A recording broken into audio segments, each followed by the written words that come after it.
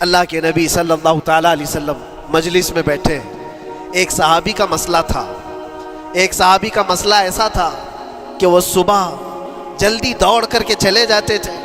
صحابہ نے ان کی شکایت کی کہ یہ فجر میں اتنی جلدی چلے جاتے ہیں کہ کسی سے ملتے ہی نہیں۔ حضور نے پوچھا کہ وجہ کیا ہے؟ ان سے پوچھا گیا تو انہوں نے کہا یا رسول اللہ صلی اللہ علیہ وسلم، میرا گھر ایک یہودی کے گھر سے لگا ہوا ہے، اور یہودی کے گھر پہ ایک کھجور کا درخت ہے جس کی شاخیں میری آنگن میں بھی آتی ہیں، اور پکی کھجوریں صبح صبح میرے آنگن میں گر جاتی ہیں۔ میں اس لیے جلدی دوڑ کر کے جاتا ہوں، میرے بچے اٹھنے سے پہلے وہ کھجوریں جمع کر کے میں اس یہودی کو دے دوں کہ کہیں انجانے میں میرا کوئی بچہ وہ کھجور کھا نہ لے، ہمارے لیے وہ حلال نہیں ہے۔ یہ صحابی رسول کا عمل تھا۔ اللہ کے نبی صلی اللہ علیہ وسلم نے فرمایا اپنے بچوں کو حلال کھلانے کے لیے اتنی فکر۔ عزیزان گرامی وقار، اب سنیے، یہ تو حالات ایسے ہو گئے، یہاں بڑے بڑے درخت ہی نگل گئے، کھجور تو چھوڑے، ڈکار بھی نہیں۔ حرام چیزوں کے اوپر تو کئی لوگوں کی زندگیاں آباد۔ خیر، حضور پاک صلی اللہ علیہ وسلم نے ان کا مسئلہ دیکھ کر کے، ان کی تکلیف کو دیکھ کر کے اپنے صحابہ میں اعلان کیا، کوئی ہے جو اس یہودی کا درخت خرید کر کے میرے اس صحابی کو دے دے، میں اسے جنت میں پورا باغیچہ عطا کروں، جنت میں پورا باغ اسے عطا کروں۔ صحابہ، ظاہر سی بات ہے، ایک بار حضور نے فرمایا تو پھر اس کو حاصل کرنے کے لیے ایسی دوڑ لگتی تھی، سب گئے، میں حاصل کر لوں، میں حاصل کر لوں۔ اب اس یہودی کو منانا تھا کہ تو ایک درخت جو ہے اپنے پڑوسی کو بیچ دے، آنگن میں اس کے ہے، بیچ دے۔ اب اس کو لگا کہ ان لوگوں کی ضرورت ہے، مجبوری ہے، تو وہ بھی اکڑ کر بیٹھا کہ مجھے بیچنا نہیں، مجھے دینا نہیں۔ اب سنیے میرے عزیزوں، مدینے میں ایک صحابی ہیں ابو دحداح، اللہ اکبر، کبھی میں پڑھتا ہوں تو حیرت ہوتی۔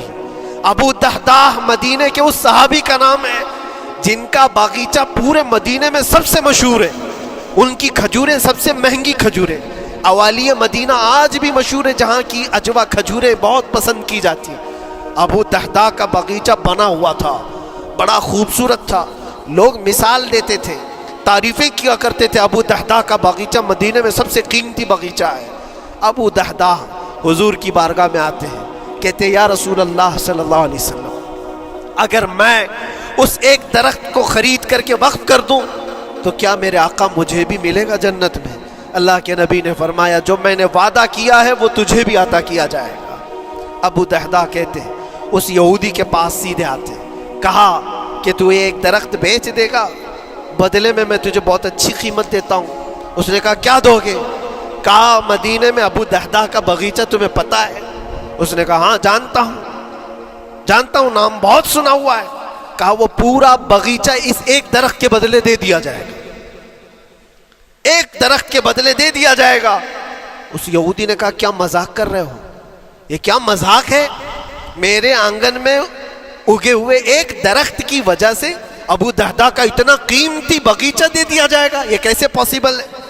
اس صحابی نے کہا اللہ کے نبی کی بات ہے، ہم مذاق نہیں کرتے، ہمارے لیے وہ ایک باغیچہ کیا ایسے 70 باغیچے ہوں، نبی پاک کی بات پر ہم سب عطا کر دیں، سب ہم وقف کر دیں۔ اس یہودی نے کہا کہ ان کی تو مت ماری گئی ہے مسلمانوں کی، یہ دیکھو اپنے نبی کی بات پر اتنا قیمتی باغیچہ مجھے دینے کو تیار ہے۔ اور پھر اس نے سوچا سودا بھی تو اچھا ہی ہے، باغیچہ تو ملے گا ہی، لیکن جو میں درخت بیچ رہا ہوں یہ جائے گا کہاں؟ یہ بھی تو میرے آنگن میں ہی رہنے والا ہے۔ درخت اگر کوئی خرید لیا تو ایسا تو نہیں ہے کہ یہ درخت وہاں جائے گا، یہ تو میرے آنگن میں ہی ہے۔ سودا کر لیا۔ کہا بات اگر سچی ہے تو میں یہ درخت اپنے پڑوسی کو جو تمہارا دوست ہے مسلمان اس کو دے رہا ہوں، بدلے میں مجھے ایک باغیچہ دے دو۔ ابو دحداح نے اسی وقت لکھ کر کے دے دی، یہ باغیچہ تیرے نام کا ہے۔ سوچو میرے عزیزوں، جس کو سینچا ہو محنتوں سے، جس باغیچے کو سجایا ہو، وہ راستے میں کھڑے ہو کر کے اس کا سودا کر رہے ہیں، کس بات پر؟ حضور پاک کی بات تھی، رسول اللہ کا فرمان تھا۔ آئے، ان کی بیوی ان کے بچے، باغیچے میں ہی گھر بنا ہوا تھا، نہایت ٹھنڈا گھر ہوا کرتا تھا، وہ لوگ سکون کے لیے وہاں بیٹھتے تھے۔ ابو دحداح اپنے باغیچے کے دروازے پر آئے، پھاٹک پر، اندر نہیں آتے، باہر کھڑے ہو کر کے اپنی بیوی کو پکارتے. ام دہدا پوچھتی ہے, وہ آواز آتی ہے, کیا وہ اندر کیوں نہیں آتے؟ باہر کھڑے ہو کر ابو دہدا کہتے ہیں, بیگم باہر آ جا, یہ باغیچہ بک چکا ہے, اب ہمارا نہیں ہے, سامان لے, بچے لے اور باہر آ جا. بیوی نے کہا, یہ کیسے اچانک؟ نہ کچھ کہا نہ کچھ بتایا. لیکن وہ عورتیں دنیا دار عورتیں نہیں تھیں.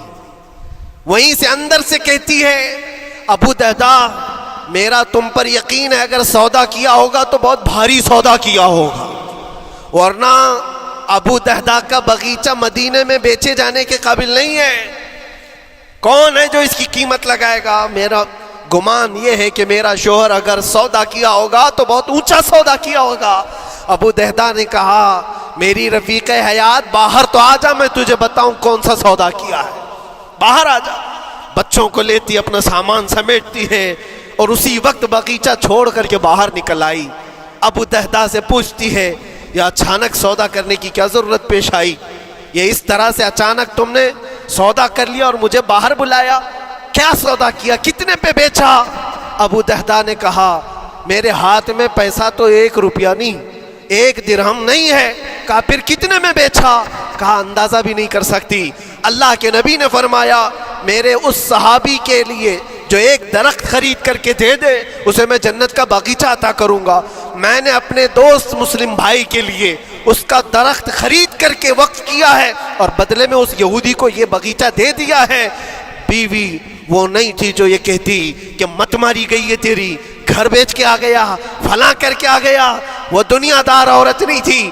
ہاتھ اٹھاتی ہے اور سر پر رکھتی ہے اور کہتی ہے, ابو دہدا مجھے تمہارے بارے میں یہی یقین تھا, قسم رب ذوالجلال کی, اگر وہ یہودی اس باغیچے پر نہیں مانتا تو ہمارے پاس اور جو کچھ تھا سب دے کر کے ہم نبی پاک کی بات پر عمل کر لیتے.